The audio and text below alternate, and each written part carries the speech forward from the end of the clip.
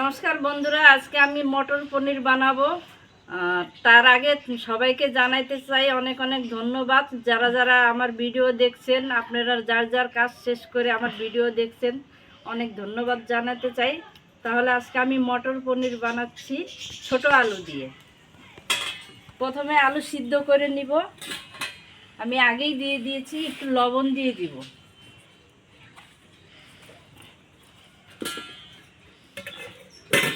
আলু সিদ্ধ হলো কি না দেখে নিব একবার খুলে।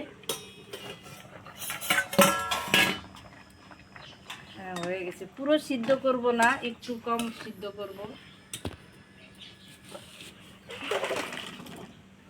পনির আমি এই সাইজের কেটে নিছি, আপনারা আপনাদের পছন্দ মতন কাটবেন। কড়াইতে তেল দিব, সরষের তেল। তেল গরম হয়ে গেছে, সেদ্ধ করা আলু দিয়ে দিব। একটু লবণ দিয়ে দিব।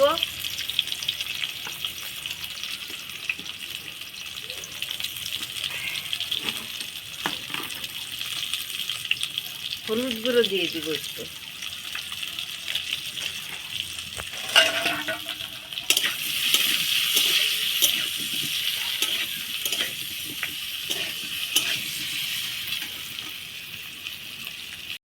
আলু হালকা করে ভেজে নিয়েছি, এবার বের করে নেব।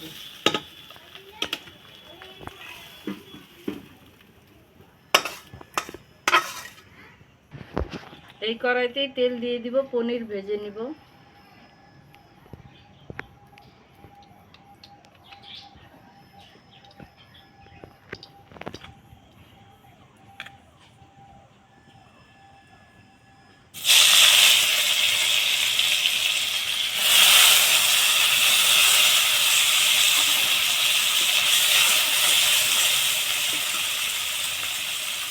একটু লবণ দিয়ে দিব।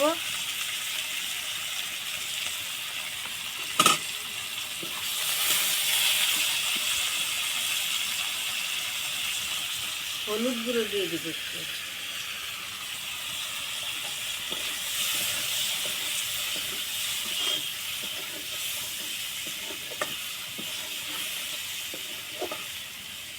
গরম করে রেখেছি, আপনারা চাইলে দুধ গরম করে রাখতে পারেন, তাহলে পনির খাওয়ার সময় শক্ত লাগবে না, একদম নরম হবে।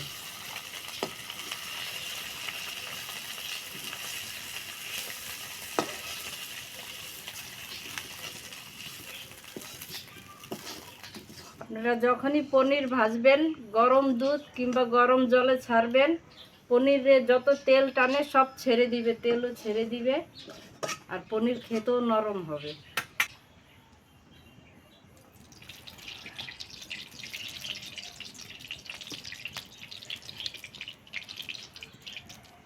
একটু সাদা জিরে দিয়ে দিব।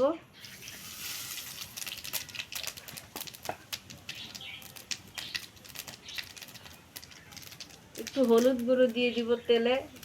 আদা বাটা দিলে আদা বাটা ছিটবে না, হলে এখানে কাঁচা লঙ্কা আদা বাটা আছে।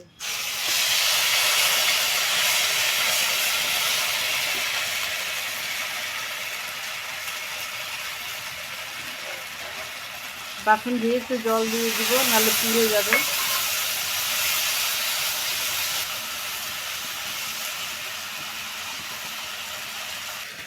একটু জিরে পাউডার দিয়ে দিব।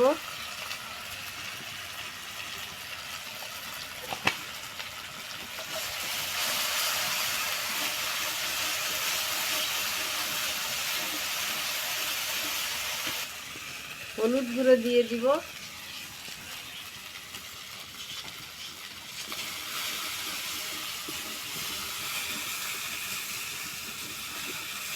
কেটে রাখা টমেটো দিয়ে দিব।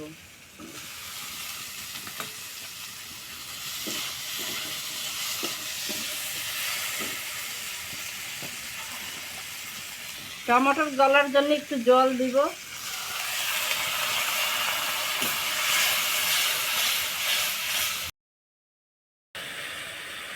নুন দিয়ে দিব। আপনারা আপনাদের পরিমাণ মতো দিয়ে দিবেন নুন।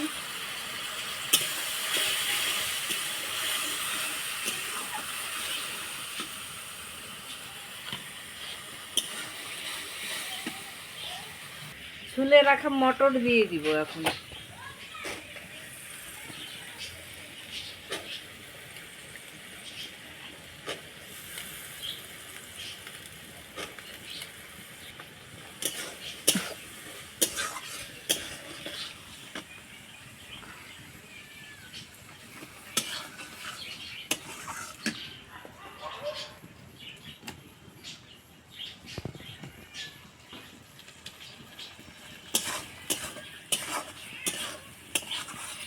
ভেজে রাখা আলু দিয়ে দিব এবার।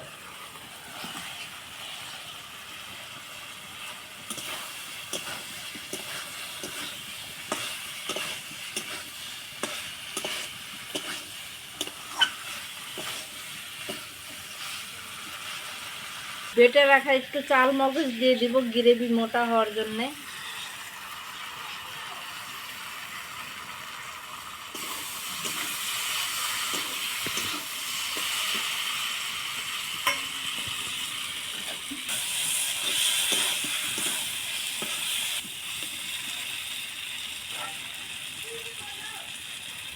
জল দিয়ে দিব।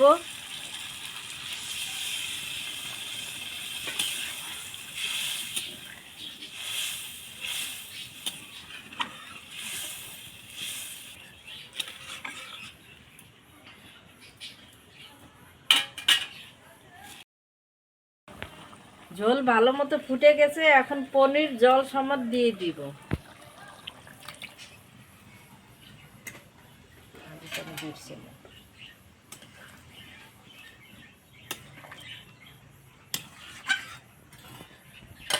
কিছুক্ষণের জন্য চাপা দিয়ে দিব আলু গলার জন্যে।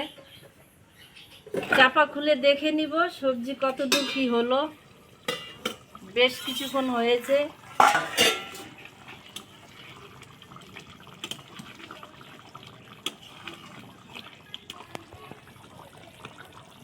আলু গলে গিয়েছে।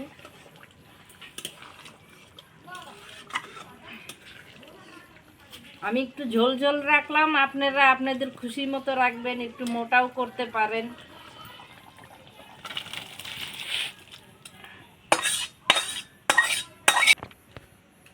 একটু গরম মশলা দিয়ে দিব।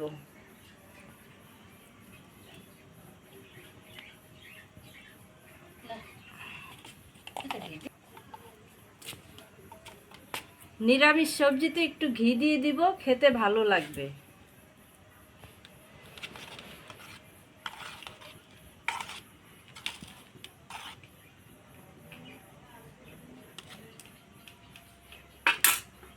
আপনারা দেখলেন নিরামিষ সবজি বানানো পনিরের, ছোট আলু মটর দিয়ে। তাহলে দেখলেন, আপনারা যদি ভালো লেগে থাকে লাইক করবেন, শেয়ার করবেন, কমেন্ট করবেন, সাবস্ক্রাইব করবেন। আর আপনারা চাইলে ভাতের সঙ্গে, রুটির সঙ্গে, যে কোনো কিছুর সঙ্গে খেতে পারেন। একবার বাড়িতে বানিয়ে খেয়ে দেখবেন। ভালো থাকুন, সুস্থ থাকুন। ধন্যবাদ।